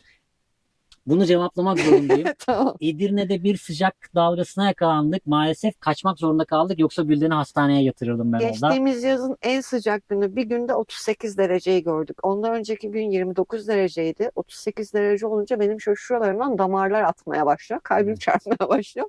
O yüzden kaçtık sahil tarafına. Belki de o taraftan başlarız, bilmiyoruz. Tur Hiç için bilmiyoruz. hiçbir planımız Edirne'de yok şu gezmek anda. istediğimiz çok. yer Yani var. yaklaşık 17-18 tane nokta belirledik. Hiçbirini gezemedik ama en kısa sürede Evet. gelip gezeceğiz oraları da.